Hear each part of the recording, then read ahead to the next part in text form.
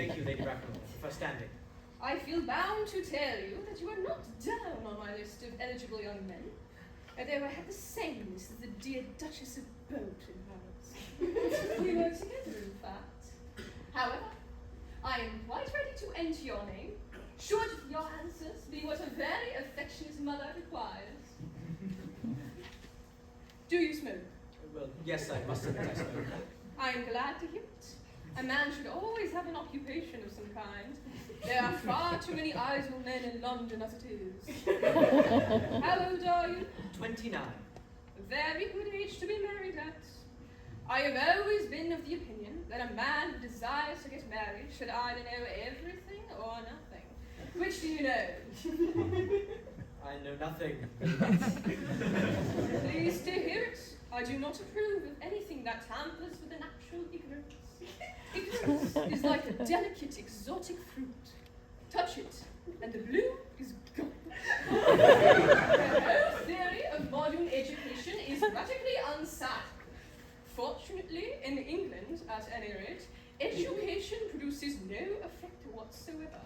If it did, it would prove a serious danger to the upper classes and probably lead to acts of violence in Grosvenor Square. What is your income? Between 7,000 and 8,000 a year. In land or investments? In investments, chiefly. That is satisfactory. What between the duties expected of one during one's lifetime and the duties exacted of one after one's death, land has ceased to be either a profit or a pleasure. It gives one position, and it prevents one from keeping it up. That is all that can be said about land. I do own a country house with some land, of course, attached to it. About 1,500 acres, I believe, but I don't depend on it for my real income. In fact, as far as I can make it, the poachers are the only people who can make anything out of it. A country house? How many bedrooms? Oh, the point can be cleared up afterwards. You have a townhouse, I hope? A girl with such simple, unspoiled nature like Gwendolyn could hardly be accepted to reside in the country. Well, I do own a house in Belgrave Square, but is let by the interlady Loxham.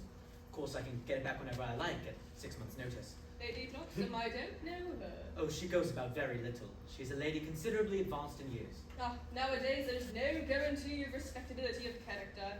What number, Belgrave Square? 149. The unfashionable side. I thought there was something there. However, it could be easily altered. Do you mean the fashion or the side? Both, if necessary, I presume. What are your politics? Oh, I'm afraid I really have none. I'm a liberal unionist. Oh, they count as Tories. They dine with us, or come in the evening at any rate. Now to minor matters. Are your parents living? I have lost both my parents. To lose one parent, Mr. Worthing, may be regarded as a misfortune, but to lose both looks like carelessness. Who was your father? He was evidently a man of some wealth.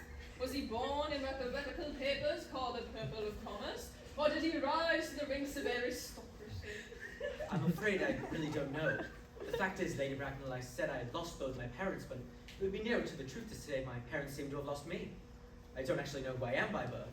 I was found. Found? Yes, Mr. Thomas Cardew, an older gentleman of very charitable and kindly disposition, found me and gave me the name of Worthing, as he just so happened to have a first-class ticket for Worthing in his pocket at the time.